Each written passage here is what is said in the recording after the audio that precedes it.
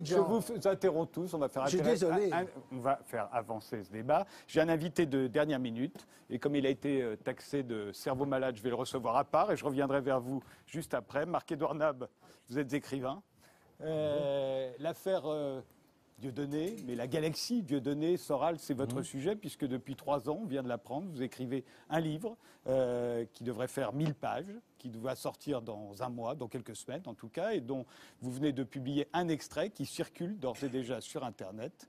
Et vous dites qu'en fait, sur ce sujet, l'actualité vous a rattrapé, pour ainsi dire. Sur ce sujet, le problème est plus grand, plus vaste qu'on ne le dit, et peut-être qu'on ne l'a dit sur ce plateau, vous me le direz. Pour vous, le vrai problème, c'est celui du conspirationnisme. Derrière Soral, Dieudonné, c'est le conspirationnisme. Bien sûr, et c'est là où justement ils ont réussi à détacher une partie d'un ensemble, d'un tout, parce que dans le conspirationnisme, il y a tout ça. Il y a l'antisémitisme, l'antisionisme, le révisionnisme, et c'est ce fléau aujourd'hui, le vrai fléau, c'est le conspirationnisme, c'est-à-dire cette transformation de la vision du monde, la fausser à la base pour que les gens et les naïfs puissent s'y perdre et reconsidérer tous les événements de la réalité. C'est un travail néfaste, satanique, ils diraient eux-mêmes d'ailleurs, les complotistes, sur la vérité. Vous voyez ? Alors évidemment, on peut trouver quelques excuses parce que les médias en particulier ont tellement menti et plutôt ont atténué certaines choses et valorisé d'autres qu'il y a une soif de vérité. Alors c'est un peu comme des gens qui sont dans le désert, tout à coup ils trouvent un puits,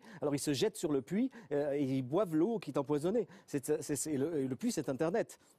Les sources d'Internet sont le plus souvent empoisonnées pour arriver à bien comprendre un événement. Et c'est un des thèmes de mon livre et de mon obsession à moi contre l'obsession collective qui est ce conspirationnisme. Mais alors justement, le conspirationnisme, le complotisme, peu importe le nom qu'on lui donne, en quoi Soral et Dieudonné et Soral en sont parce que c'est un noyau. Il faut bien comprendre, ce qu'il y a, c'est que les personnes parlent d'eux de loin. Ils les voient à la télé, la plupart n'ont pas vu les spectacles de Dieudonné, la plupart se sont pas tapés, je les comprends, les sempiternelles vidéos du mois de ce crétin de Soral, donc ils peuvent pas voir à quel point le mal est là et depuis l'utilisation, l'exploitation. Il y a une exploitation de la Shoah, mais il y a aussi une exploitation du 11 septembre. Donc à partir du 11 septembre, ils ont créé une nouvelle génération de jeunes gens d'abord, puis ensuite de moins jeunes, qui pensent que, évidemment, c'est pas Al-Qaïda, et si c'est Al-Qaïda, c'est de toute façon la CIA. Après, c'est allé sur tous les autres sujets, comme par exemple Mohamed Merah était un flic de la DCRI et non pas du tout un terroriste islamiste, etc., etc. Vous voyez, donc on arrive à ce genre de transformation et sous prétexte de la liberté d'expression qui doit être défendue en effet au-delà de tout et de la provocation que Dieudonné par sa force d'humoriste ou d'ex-humoriste produit, on ne voit pas qu'il y a dans les esprits une véritable transformation de la réalité qui, moi, me dérange en tant qu'artiste. Mais qui vous dérange, vous dites, dans l'extrait que vous avez publié, vous dites que c'est un combat philosophique et littéraire contre le complotisme, contre cette déformation de la réalité. Oui, et on devrait en rire. Quand Soral dit, par exemple, sur les attentats de Boston, que ce sont des acteurs amputés qu'on a mis sur la scène du crime et que lorsque les secours arrivent avec des poches de sang, c'est en vérité des accessoiristes qui mettent du faux sang pour faire croire sur le trottoir qu'ils ont été explosés, c'est évidemment scandaleux pour tout le monde, mais ça passe très bien. Et avec ça, il fait passer toute une idéologie qu'il arrange, lui, dans son petit fantasme d'extrême droitiste d'aujourd'hui, vous voyez. Et il entraîne avec lui Dieudonné. Dieudonné est un homme faible, car il faut le connaître comme personnage. C'est la faiblesse incarnée, la lâcheté totale en tant qu'être humain. Et il s'est complètement laissé bouffer par Soral. Ils se tiennent tous les deux par les couilles. Et c'est une espèce de deal secret qu'ils ont entre eux, que je révèle d'ailleurs dans mon livre. Et il a entraîné, parce que Soral a entraîné Dieudonné dans cet abîme, qui n'est pas l'abîme de l'antisémitisme simplement, bien sûr, qui est bien plus profond, qui est celui, évidemment, du conspirationnisme, de la transformation totale de tous les événements, jusqu'au moindre fait divers qui se passe.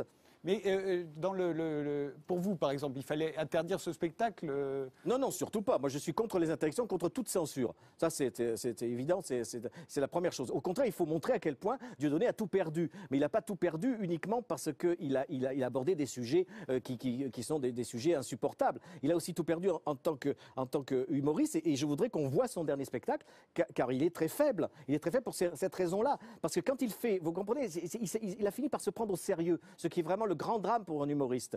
Quand il remet une quenelle d'or à Bachar al-Assad, entre deux quenelles d'or, un dessinateur merdique et un conférencier stupide, il remet une quenelle d'or pour l'ensemble de son œuvre à Bachar al-Assad sans rien connaître de la Syrie. Et donc il fait des quenelles devant les enfants de Oula qui sont égorgés sur des nattes, et comme ça en tout cynisme. C'est quelqu'un que, je dois dire, je lui en ai parlé beaucoup, on en a discuté tous les deux. On ne peut pas prendre parti sans avoir de conviction. Ou si on prend parti, il faut quand même avoir des convictions, même si des convictions horribles, même si on prend parti pour l'extrême et vraiment une politique horrible, au moins on a une conviction. Vous voyez, les collaborationnistes pendant la guerre, ils avaient des convictions. Tandis que lui, il s'en fout complètement. Ce qu'il veut, c'est des rêves de petits blancs. Il veut un palais, faire construire un palais au Cameroun et exploiter les pauvres gens qui le croient. Parce que c'est là que je voudrais leur parler. Je voudrais leur dire, voilà, il va falloir vous réveiller, il va falloir vous révolter contre Dieudonné et son système. C'est ça le but de votre livre, 1000 pages, c'est pour démonter, vous voulez démonter toutes les thèses complotistes et révisionnistes qui sont en train de transformer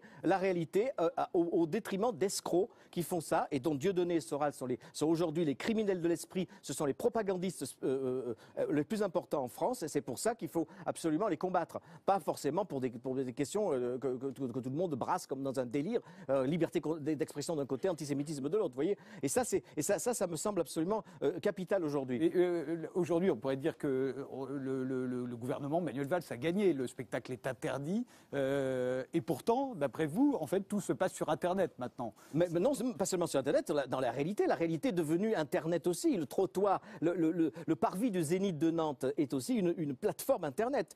Oui, donc ce qu'il voulait leur dire, c'est que vous ne pouvez pas croire que Dieudonné est sincère quand il vous dit qu'il va faire une révolution par la quenelle. Alors pourquoi pas l'apocalypse par un pied de nez aussi, vous voyez, ça ne tient pas. On ne peut pas faire une révolution, on peut pas même faire une révolution dans l'humour si on n'a pas une pensée. Et lui n'a plus de pensée. Voilà. Et c'est ça qui est dramatique. Et c'est pour ça que la grande erreur, c'est qu'on croit que Valls a gagné et que Valls a le pouvoir. Non, Valls a l'autorité.